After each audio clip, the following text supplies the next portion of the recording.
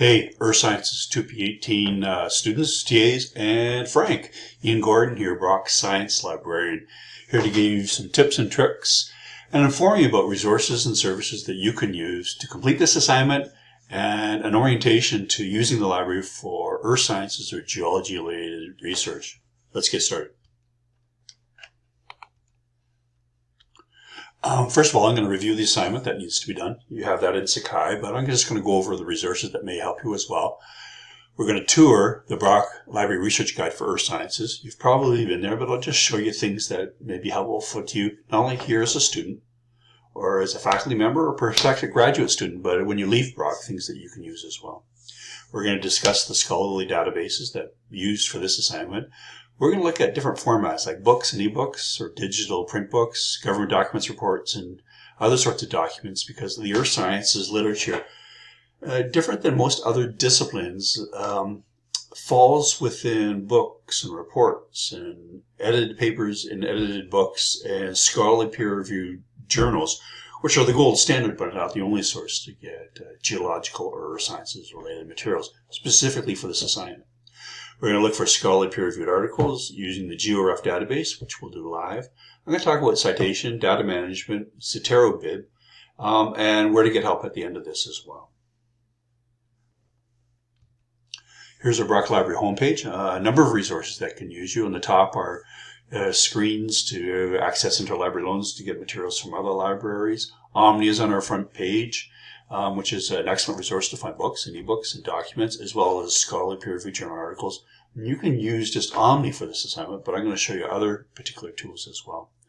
Always check, as we're kind of closed and we're working through this pandemic, the hours when we're open and the services that are available as well. But as it says, click on the research guides, which is on bottom left, to get to the Earth Sciences subject guide. They're hereby are sorted by subject, by guides, by type, and by owner. Earth Sciences is there. When you click on it, it brings up this homepage. On the left-hand side are tabs that you can use for books and articles. Interlibrary loans I'm not going to talk about, but once you register for it and you use it, if you can't find full text of an article, part of a book, or a whole book that we do not own in the Brock Library, as long as you know what it is and can fill out that form, register first. We will get it for you. So it's an invaluable resource, especially as you move and you find one article or one book and you go, oh, I'd kill to have this. We will get it for you, bring it here, hopefully in digital format. If not in print, you can use it and return it or use it and keep it if it's a PDF as well. Definitions are items to use for how you define something. We'll talk about that. Names and geolocators. Thesis and dissertations are a great literature we'll talk about. Streaming videos, there's a number of videos there that could be used for either recreational or professional use. Then I've got government sources for finding databases and resources for Canadian, Ontario, and international resources as well. We'll talk about the writing and citing tab. How to find maps isn't going to be part of this particular presentation. Hopefully we'll follow up with this as well, but there's a number of resources that are available to you there. Where to get help, we'll talk about that. And then there's a specific guide for Earth Sciences 2P18. It's here for your purpose. On the front of the page, it tells you how to check out most often used guides and databases for geology. Some new databases like Dimensions and Core and Base. You may want to explore their open databases so they're freely available, but the content that you find may be related and have to be found in our Omni database. A number of great books. If you ever find a book or a resource that we don't own, email me or fill out this form. I'd be glad to get it to you as soon as possible. Here's a book I found I just ordered. Timefulness, How Thinking Like a Geologist Can Help Save the World. An interesting digital book that you can browse through. So here's the 2P18 guide. On the top is the video you're watching, a link to the PowerPoint slides here in case you want to go look at them. The library assignment form, it's in Google Docs, but it's also in Sakai. Completed assignment. I actually, this year for the first time, did the assignment myself. I used the Kapuskasing Uplift as a plate or a structure or a unit that I used to fill the assignment. We'll talk more about that. Here's some important links. What is a peer-reviewed article? The Brock Library put this together. It's 1 minute and 46 long. It's probably good if you don't know what scholarly peer-reviewed is, because you have to determine that as part of the assignment. Creating a search strategy. Searching for research articles is an art, meaning there's no one way. It changes with the databases and the technologies, and only you know when you found what you're looking for When you've got too much, too little, then how to modify the search to say, done, I've got the articles that I need, the books that I need, the reports, the open documents that I need to complete this assignment. What peer review is, and how to find geospatial data, map, atlases, and air photos, how to reference them. So it's a guide put together. Referencing geological resources, whether in APA or format that you find comfortable, is not really easy because there's so many different formats. Brock Library databases and some commentary. And some of the databases will look like the Geology Ontario, GeoScan, Web of Science Core Collection, and we'll do a GeoRef search live as we move through this presentation. So here's the assignment. You've probably read it already, familiarize with the library and the resources and the databases. We're talking about Canadian plate tectonics. To complete this assignment, you have to download the form. You can talk to me. I'd be glad to help you through a research consultation or a quick email if something's not working. This is part of your orientation as well as the other tools to help you not only learn more about geosciences research, but to be more confident for this course and for other courses as well. The final report will include a number of things. You have to find a location map. You have to define and describe your feature, how it relates to earth sciences and plate tectonics. And through this assignment, you have to find 5 useful references. They can be in any format. They have to be post-1989, so 1990 to the present. You can use a citation style that works for you, but APA works as well. You have to find at least 2 of those 5 citations must be peer-reviewed scholarly articles. So you have to know what they are, what they smell, taste, and look like. You can't guess. You have to affirm that they're scholarly peer-reviewed journal articles, which again is the gold standard for academic research. And a list of 5 to 9, you pick how many or how few, but 5 to 9 keywords you search that best describe this feature, as if you're writing an article, a thesis, or writing a presentation, and you want to say, here's the salient or the most important keywords that I use that may be helpful for you as well. Here's all the features. They all work. Some are huge, some are very small. They're pretty, they're all Canadian. I find them all neat. I've checked them all, so they actually all work. So I would do some searching in Google or Google Docs or Google Scholar, or just search the web or Omni or databases to see how much, how little, what you're finding, whether they may be of interest to you or not. So you have to select one of these features, or if you want to choose something else that's Canadian, talk to your TA or Frank. So again, here's to review part of the you have to record a feature name. What is it called? Maybe called many different things, but what is it called within the literature and in the popular literature as well? A location map you're choosing, and you have to provide a citation or source for that map. So find out your topic, and though there may be 50 articles, you'll find 5. If there's 100 maps or cross sections or transects or geosequence tools, charts, figures, you have to figure out which one works well, and you'll probably find it as you move through this assignment and say, that's what I want to use. But you have to source it and cite it on this document. And you also have to find those 5 citations as well. 5 and 9 keywords on one single page. Can't go over a single page. And it can't be too small, you can't read it. And too crammed, that makes sense. So it requires you to be an effective reader and an effective writer as well. Be succinct, concise, and exact. So here's what the form looks like. It's a Word document. Put a box up there for the location map. It should be about that much size and about there. Don't worry if you can't really see the detail in it, but people, if you provide a proper source, can go and look at it as well. Your name, feature, definition, significance. Significance to earth sciences or plate tectonics. Your 5 citations and formatting that you would like to do, and the key 5 to 9 keywords that look best. As I said, I did the assignment this year. I did the Kapuskasing Uplift.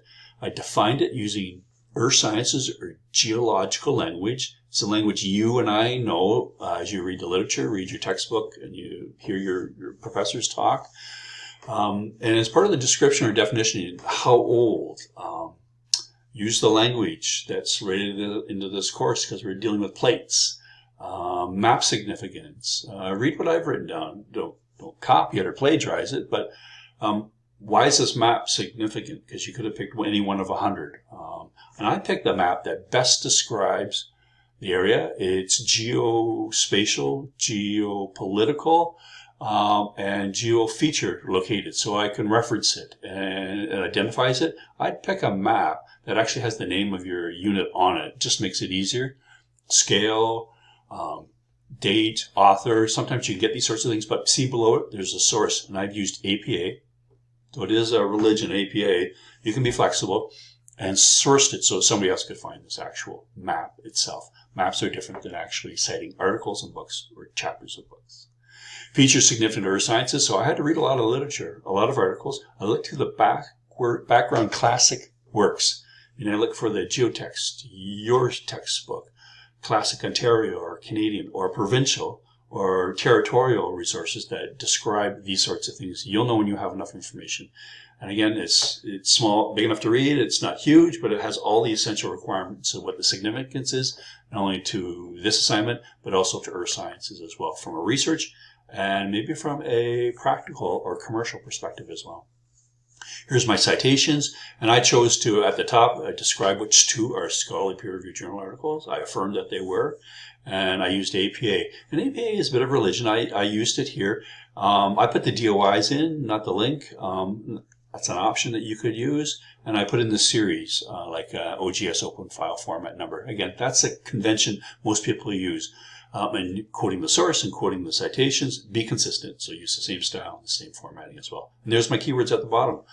I could have picked 100 of them, but I found these most important. I read articles that had keywords. I searched using keywords, and these are the most important ones. Canadian Shield, Kapuskasing Uplift, my unit. The Superior Geological Province, Archean, plate tect boundaries, because that's big in this particular. The boundaries are very important. Faulting and shear zones are an interesting thing as well. I picked out ones that are most appropriate. So here we are. Review the assignment, where it is, and how you can get the materials for it. Let's tour the Brock Library Guide for Earth Sciences. And as we move through it, we'll look at a number of sources as well. So here's that page, and on the top talks about books. So it says you can use interlibrary loans to find books that aren't here. Use the alt in text Google formatting keyword file type .pdf to find PDFs. I'll show you an example of how that works.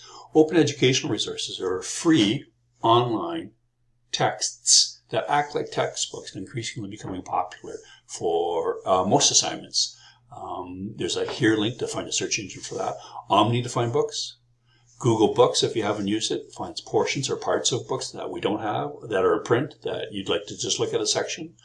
WorldCat answers the question, what books have ever been published on any particular topic over time in different languages. It answers the graduate student or the honors or capstone project question, what books are out there on my topic that either the library doesn't have or I haven't tripped across.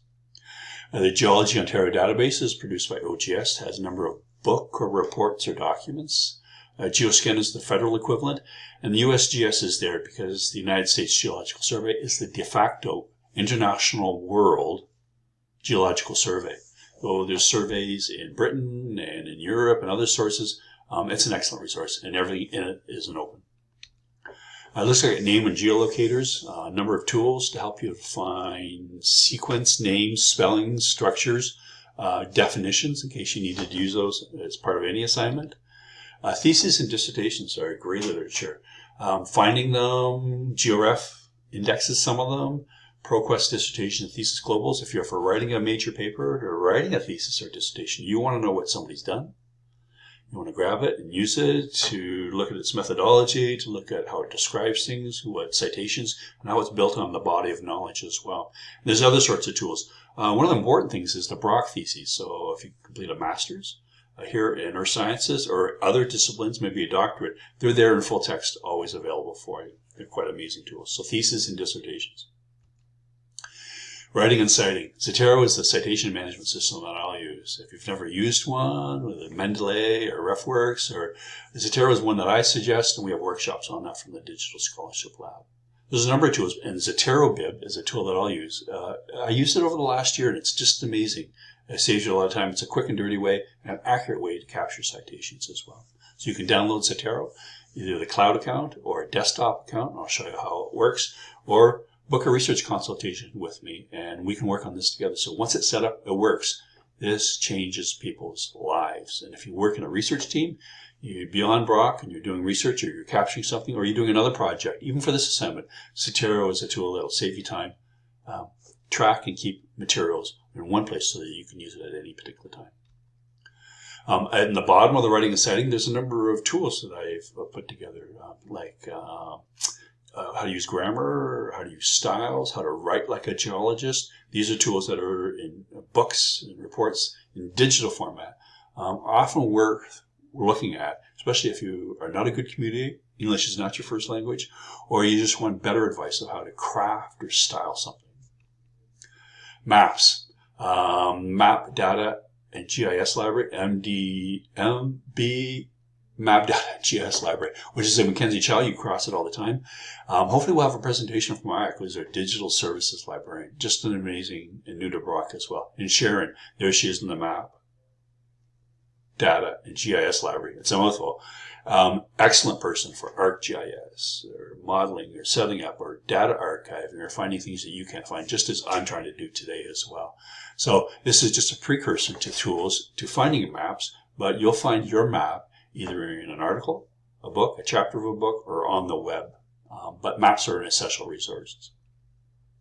So there, we've talked about, let's talk about the books, and let's talk about other things as well. There's a number of scholarly databases. Maybe you've used some of these to search. Open databases are free to use here or at home or anywhere on your phone or any mobile device. But they're open also to identifying what you're looking for. But most open articles are available for free. But that's a significant minority of articles and resources in the library. Commercial publishers, and we in the library link to those resources through Omni. So Google Scholar. Dimensions is an amazing database. Semantic Scholar, Core, and Base are really neat tools. You may have not used those, but they are meta search engines like Google and Google Scholar that search and scrape resources from all over the world, digital repositories, theses, reports, government agencies, just not scholarly published article databases. There's a number of open government databases like Geology Ontario, produced by the Ontario Geological Survey, that indexes not only their content, but other content as well. And there's an overlap between these because there's a Canadian Geoscan database put up by the Geological Survey of Canada. So if something that's in Ontario, maybe in both or just in one databases. It would be nice if we had one database to search for everything. That's not possible. It's probably not going to happen soon. So you need to use these tools. United States Geological Survey, then there's the British, and then there's the European equivalents. They have their own databases as well. Lots of books and ebook databases. Omni is our first database of choice, not only to find something using your search strategy, but to bring it up or find it in print in our library and take it out. Google Books and WorldCat we talked about. The databases aren't really open because the article databases to find scholarly content we pay for and we link to as well. Omni does it. GeoRef, which we'll go over, which is the Bible for geology. But there's things in GeoRef that aren't in other databases, but more importantly, there's things in GeoRef that are also essential, important, and easier to find as well.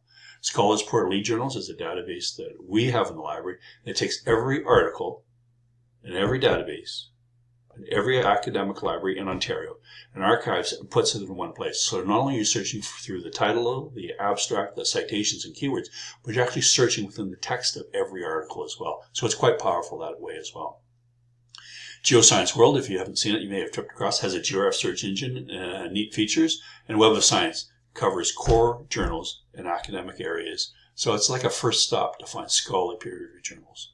And we're going to talk about citation management. So there's other tools you can use. I'm going to show you Zotero and Zotero Build. So search terms. This is the art of online interpreting.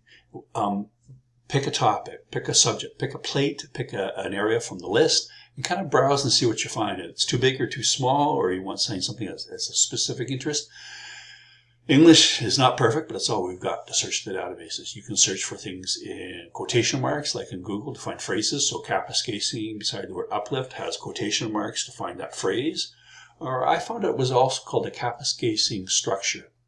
So I put those to one side. Folding, that asterisk, the shift 8 asterisk after the word fold, picks up any word with that root, like folding or folds or folding something else. And same with faults or plates. And you separate those concepts by or. So I'm looking for everything on Kapuskasing or Kapuskasing structure as a phrase. But I got too much. So I want to limit that by folding or faulting or tectonic or shear or plate. You can add different words or take some of those out.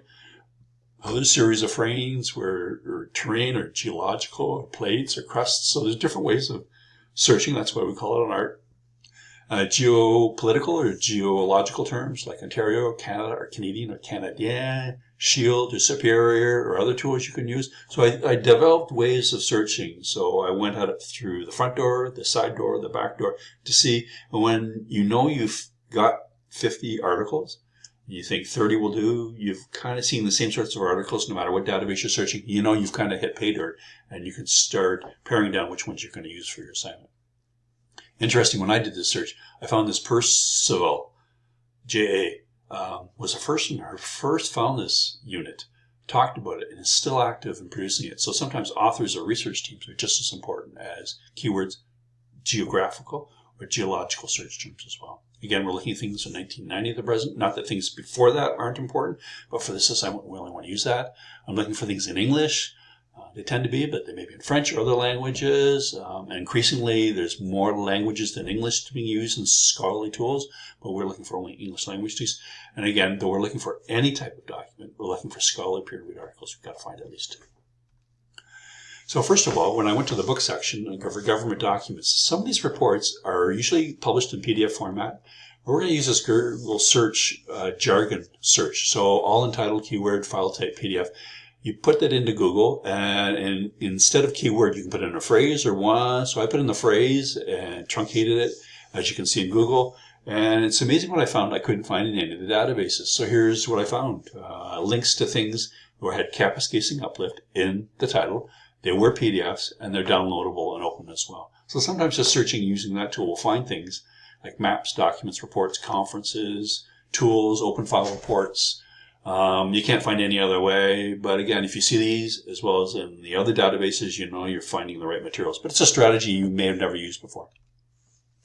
Searching Google Scholar, I didn't need to put all those words in because Google Scholar is a pretty blunt search engine. But you really don't know what it's searching. So I put in Kapuskasing Uplift and truncated it and put it in quotation marks to look up as a phrase. And I searched it within our proxy or IP domain, meaning it linked on the right-hand side to holdings we have, holdings we don't have. And you can sort them by date, not too much or relevance. You can look at them, but you click on the title, it brings up not only more information about it, but you click on the link on the right, that'll bring up the full text in our library. Never pay for anything. If you can't find it in our library, use interlibrary loans or email us. We can maybe help you find a document or an article that doesn't have a link. Now, on the right-hand side, you see one article doesn't have a link. Not to say it isn't there, it just didn't pick it up.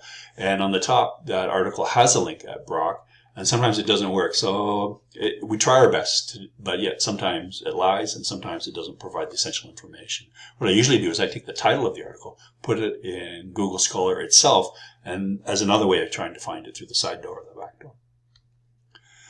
Core as a database, like I said, is an open meta search engine searching a variety of formats and documents all around the world. And I put in that phrase, Kapuskasing Uplift, as well.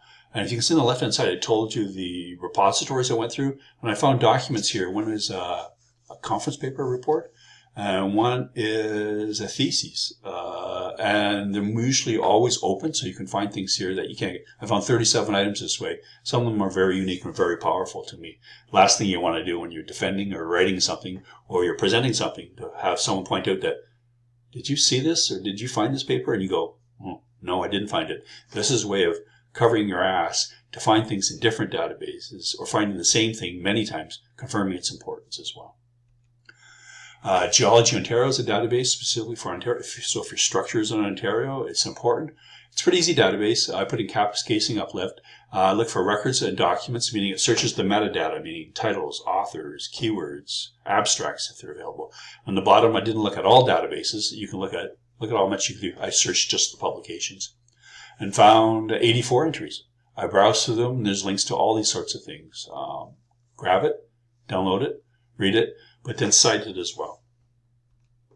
Omni is a database that you look at. This is kind of giving more flexibility. Again, you still don't know what Omni is searching, but it covers quite a bit. Most of all are published reports and some other databases as well. On the top right-hand side, I signed in. Always sign in if you're doing a comprehensive search because it grabs more material to search than not signing in, so that's always a good practice, and allows you to do other sorts of things as well. So here I searched Kapuskasing Uplift as a phrase, or, see that's in capitals. Omni's a bit anal about that. Or has to be in capitals. Or Kapuskasing structure. I learned that as I went along. Then I said, of those, I want to and anything dealing with folding. Remember, I truncated them, or any one of those particular terms. So I'm kind of being quite precise. On the right-hand side, I'm looking for just articles. I'm looking for things in English. I look for something from 1990 to the present. And I clicked on search. What I did is I found 46 items, which isn't a lot, but most of them are pretty relevant. I can sort them by relevance, or I can sort them by date, newest to oldest. On the left-hand side, I used 2 filters. I said I want things in English, and I want things in peer-reviewed journals, trusting that they were making the right decision for me, so it excludes things that don't meet those criteria. 46. Another thing you can do is if you sign on the top right-hand side, see where those pinned, you can highlight and say, I want to put this in this article. Oh, I did another search this article, and put them to one side and capture them in a holding place, and send them to Zotero or look at them all together. At any time, you can click on the title to get more information and actually to find it in our library as well. The neat thing, those up arrows, 2 arrows, and down arrows helps you to find articles in Omni that have cited these articles or are references from this article. So it's a neat, really slick tool. But that only comes in when you actually sign in and use it as a database that you signed in for. Web of Science is an important database. It's a core collection of algorithmically validated top journals in all areas, including science, geoscience, and related disciplines as well. So we're searching all the database, and we kind of use those same search strategies. Kapuskasing Uplift, I'm finding, you may find as well, it's pretty good in finding everything that I need to do. I don't need to find other sorts of terms or phrases. And amongst those, I found articles that had either one or a number of these keywords as well. But I looked in all fields, which is author, title, abstract, author, and database keywords. But yet I looked just on topic. I mean, I just wanted to be more precise. So it's up to you to shape how much is too much, how much is too little, what filters to use, and how to view your results as well. So I found 51 articles. I sorted them by relevance, but you can sort them by date. Or in this database, you can sort them by most cited, meaning which ones have been looked at the most or downloaded the most. Kind of gives you a sense of what other people think of these articles. But behind the title is a full citation. But on the left-hand side are part of the filters that you can use that any databases helps you to find not too many, not too few, but the right number of articles. Here's a database record for what are the articles, author, title, name of the journal, the DOI. Sometimes articles too don't have digital object identifier numbers, but these are numbers specific to that are used for a variety of purposes. It's in the left or right, top left-hand corner. An abstract, keywords produced by the database, and the author keywords, there's none there, but I know there is some. More institutions. On the top right-hand side, 25 citations in this database that they've scraped from. Articles have cited this article. So that's forward citation searching, meaning what have they looked at to cite this article in their bibliography that may be important to me? So it's a kind of a way of looking at related terms. 76 citations that are in this article are listed as they appear in the database. And also they kind of do a funny thing. They says, you may also like in the bottom right-hand corner. It works and it doesn't work, but they're trying to use a smart algorithm. Because if you found this article, kind of like shopping for clothing. If you found this piece of clothing, you may be also interested in buying this as well. I found the article on the left-hand side. I downloaded it. I read it. And important things to look at when you're looking through the article or any document. The maps. That's kind of nice. A description. So as an introductory or literary review, they describe what it is, gives you more information.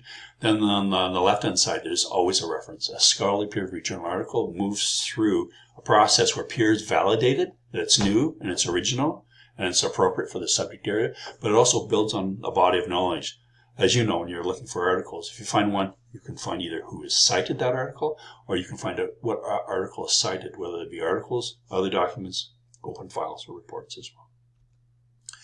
The neat thing about this particular record, I took the DOI, Digital Object Identifier, from this particular item and put it in Zotero Bib, which is a free and open site. So bookmark this, you'll use it forever for any assignment, for any document. You can also put in the title of a work or an author, but it usually works best with a DOI or an ISBN, which is a number for a book. What it does is it, since there's only one of them, you can cite it in any format. I'm choosing APA, but there's over 10,000 citation styles, including the most obvious ones. And when it produces a citation on the bottom, and you know what? I can't see anything wrong with it. It's pretty good. Tough when a citation management system doesn't work for you or it produces crappy citations. And you can copy it, cut and paste it, and put it right into your assignment.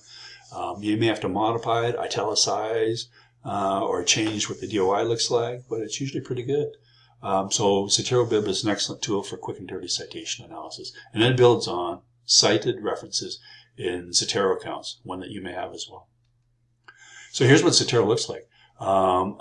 This is the desktop as opposed to the cloud account, but they mirror each other. I have that article, Structural Correlation Within the Kapuskasing Uplift. I put the DOI in here and I pulled it up and it gives you all the information that you need here on the right hand side. You can include notes, tags, if you're doing a major project or working with somebody else, or as you move past Brock University and you do scholarly research or research for anyone. This is a way of not only tracking and keeping citations in different file formats, but it also, you can search this whole database to find something, I use that for that assignment, or I want to record that as well. But most importantly, it does in-text citations, which we don't need for this assignment, but it also produces bibliography. So I clicked on these files. I said I created a bibliography in APA. Sometimes you have to clean it up, but here it is here. So here's a record of all those, of the citations, fast and furious. Once you use this, you never look back. And there's Frank Fueten at the top. I didn't know he produced an article in the Canadian Journal of Earth Sciences back in 1989 on the Thompson Belt. So I guess he's an expert in that area as well. So here's that finished assignment. I mean, I searched and I looked before I picked a topic. I choose this one because it was of interest to me. As I moved through the assignment, I read and I informed myself about the significance to the map, research, practicality into earth sciences. I picked my citations and put them one at a time into Zotero. I used Zotero Bib when it was appropriate, and I had 20 keywords, and I limited them down to, I think there's 6 or 7 there. So this is what I hope that you can use to complete your assignment in a timely manner. And you may want to do it like today and tomorrow, and go back and try it again and get more information, or you just may want to do it in one shot. It took me about 3 hours to do all this together. And don't forget to source the map. That's important to do as well using APA. Other things I found on my journey, I just wanted to share with you open file reports from the OGS, fascinating maps and cross sections. This is the original paper this Percival guy, I don't know his first name, drew, and some of the maps and cross sections and figures and charts you put together, quite transects, kind of amazing, because you know how to read this and know how it works as well. Stratigraphic sequences is always important as well. It's not a map, but really it's what geologists or earth scientists describe, document, and like any map tells 1,000 things. There's other sorts of figures, tables that you can use as well. Here's the OGS Open File Report, which is an update by this person, almost 20 years later. It's quite amazing. And you can see how the technology is done. The first map and publication was done freehand or using crude software. This was done using a GIS database. The map database and library could help you with this. But the color and the context and the definition was just amazing. Here's another open file report. This was neat. I don't know how to read this. Maybe you do as well. This figure from this particular publication. And I searched the Google Books, I looked at the words, and I found in this book there was a chapter or a section on the Kapuskasing Uplift. Who would have known? It wouldn't have been scraped by Google or Google Scholar or Core or Base, those open databases. So sometimes you have to dig deeper and find classic books that may be important. This book is in our library as well. I found a government source about the Kapuskasing Uplift, which is kind of neat. Another OGS report, a summary of field findings, meaning it was only like a 3-page report of what they did last summer. Quite an amazing, and it has a bibliography. And this has a really color, I was going to use this map, color transect of where they did their research, which was kind of interesting. 2 key classic sources, and you'll learn what they are in earth sciences for Canada, as well as the United States and other parts of the world. The Geology of Ontario, though it's kind of old, it's a classic tool, and there's other classic tools. This is where coming to a librarian saying, what book should I consider to look for information about this or that, or this phenomena? Not that I ever had knowledge about it, but I would say, starting with the Geology of Ontario, 2-volume classic text, It may be the starting point, it may be the ending point, and here's a map that came from it as well. Classic resource. Here's a thesis or dissertation that was done by someone at Queen's. Interesting map. It's an older map. And though we're not talking about maps and databases and GIS systems, the Scholars GeoPortal is the equivalent to Scholars Portal email journal database. It covers all maps and digital resources and databases maps that you can layer, unlayer. You can actually create your own map if you wanted to. I use Figshare to find this cross-section, which I couldn't find anywhere else of my units, which was kind of neat. But again, the classic is finding scholarly peer-reviewed research in an article format.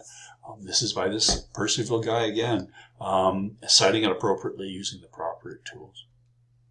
So there we go. We went through the assignment, we went through the Earth Sciences Library Guide, the different types of databases, how to find scholarly peer-reviewed research. Talked a bit about citation management and Zotero and where to get help as well. A number of places I can help if you want. On the top right hand side is my picture on that page. Email, book a consultation. It brings up an app that identifies when I'm free and you're free. You can select it and it'll ask you, what do you want to meet? And you have me for an hour. Usually it's done in person, but during this pandemic it's done by Teams in case you go, oh geez, I don't know where to get started. Or the Professor Frank said this, but I can't remember what it is. Or I saw someone using Zotero or other tool. Can we help get me going on these sorts of things? That's how most people want to use my expertise. I'd work with you one-on-one for 40 minutes if that works for you. Ian Isaac's email address, the Brock Map Data and GIS Library. I'll get it right one day. But there's others resources as well. You as a taxpayer and citizen of this country have access to the Natural Resources Canada Library. Gosh, reaching out when you go, I can't find this, or can you help me with this? Just expert knowledge from a Canadian or a national perspective. In Sudbury is the Ontario Geological Survey Library. There's an email address and a contact. The USGS has a service. You got to be pretty specific. Just don't ask what is geology or what is my structure, but you're looking for something specific. Web of Science and the GeoRef database is actually put together by volunteers. It's a set of American Geological Institute, so you can ask them a question if something doesn't work for you. Lots of help to be had.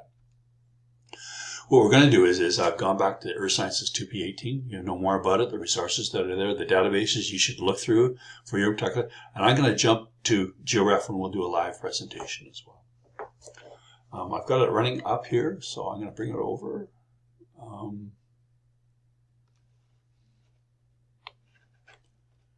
So here's our homepage, ORs, research guides. Let's go down to other tools. Earth Sciences is here. Let's click on it. We found, though there's articles with GeoRef, there's other sorts of things with GeoRef. And there's other databases there, but I suggest we go through here, move through jump through the Scholars Portal tool, and it says, what do you want to look for? Well, again, like any search engine, your results are only good as the topic you're looking for. And I've learned that spelling does count. Kapuskasing Uplift. I'm going to truncate that and look it up as a phrase anywhere. The neat thing with this database is it captures geological earth sciences related materials, so you have to speak the language of the database. 113. Is that too many? Too few? You may get 10,000, so you have to use the filters. So I'm going to use the filters here. I'm looking for things that are only in English. It excludes things that are not in English. I'm looking for academic journals or theses or reports. I kind of want all these sorts of things. I don't want conference papers because conference papers are listed, but sometimes they're hard to find. Let's find academic journals. We can refine them. We can sort them. Rather than searching by relevance, we can sort by date. Let's look at the newest to the oldest. Now it's asking me somewhere in the title, author, title, abstract, keywords, this phrase happens. And so I can browse through them. Sometimes you can tell whether they're relevant or not because it tells you it's a conference paper. It's a, let's look at, we want a peer review. Okay, let's just go right for the throat here. So you have to rely that they're making the right decision for you, but only 20 of them have this phrase. So you can look at the journal they're from. You can read the title. This looks interesting. So in this database, like any database, you can click on an icon, and what it does is it puts it into a folder and saves it until you leave the database, all these things in one place. So that's a neat thing to do as well. So I'm scanning, I'm browsing. They're the new to old. I read the titles, but at any time, you can look at... Oh, this looks interesting. You can actually read the information that's related to this particular entry. So here's the title, the authors, the journal it's from, but here's the subjects, and this is what's amazing. So Kapuskasing Zone. So if I clicked on this title, but let me add it to the folder first. I thought that was good. I can always go back and look for more. Let's modify our things. So let's look at Kapuskasing Zone. So it's a subject or Kapuskasing Uplift. So let's get those two phrases as subjects. Let's search that. So we're kind of redoing the search. It's a different way of tracking. You've got 550. And let's put all those different words that we're looking together to search for. So it could be anything from plate or tectonic activity, or fold, as in folding, or fault, as in faulting, or shear. You don't want to be ridiculous, but these are the different types of words that you can, crust or crustal. Let's find out how many of those 550 have these words. 407 is still too many, too few. Let's always use the filters. Academic journals, let's grab those. Again, we have to put in the language. We only want things in English. You can limit them by date from 1990 to the present. So there's different ways to filter. Again, you don't want too many or too few. But I'm going to do this. I'm going to look for these words in the title of the article as opposed to the abstract or something else. So of these 213, I found 110. And you can sort them by newest to oldest. But let's look at relevance, meaning how many times these words or keywords or subjects appear. Oh, that looks good. Let's grab that one. It's a paper.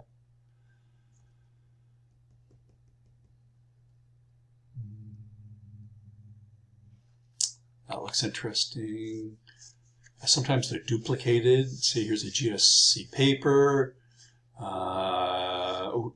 Remember that I already highlighted this one. Oh, gosh, this looks great. Oh, that's good.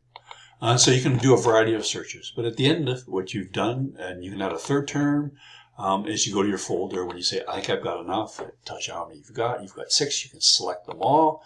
You can email them to yourself. I usually do that quickly before a fire alarm goes off or something breaks. You can click the formatting style, which is pretty good, but it's not Zotero Bib. Email it to yourself. I'm going to go back. So I always do that quick in case something happens. But then you can export these things to Zotero. It says if you click on here, this is kind of tricky. You click on Zotero, you click on save, it does that. It usually works most of the time. Or if you want, let's go back. Use their handles. I've got 9/6 here. I say, let's look at this one. I look at this journal. You can actually bring up the full text, look at it, download it. You want to do that, but then you want to look at the DOI for this article as well. So here's that DOI. Copy. Let's go to Zotero Bib. Let's paste it. Let's see if it works. It does. You can flip the style. It's an MLA, but I want it an APA. So, okay, we'll edit it then. Looks pretty good. You can cut and paste this or copy it. You can put it in right in your final report. Or if you want, you can go to a copy of Zotero, which I've got running in the background. So here it is here. I've got a file for Kapuskasing Uplift. I click on this item and I put in the DOI here. Instead of sending it, I'm going to pull it in. And it pulls it. Here it is here. Title, author, and all the information. To right-click, create a bibliography, flipping what style. I click on OK. I want that one. Or I could grab them all. And I want to grab my Word document that I'm using that has my form working. And you right-click. And you paste. There's a citation for you. Need some editing, but that's how it actually works as well. So just to conclude, I want to go back and say, look at the slides, look at the tools, look at the video, book a consultation, email me. I think you'll be pretty good, but take your time in doing this really creative assignment, not only to complete it, a good assignment is a done assignment, but also to learn more about how earth sciences resources work through maps, through databases, open, scholarly, and peer-reviewed content as well. Good luck with this assignment. Thanks for joining me on this venture.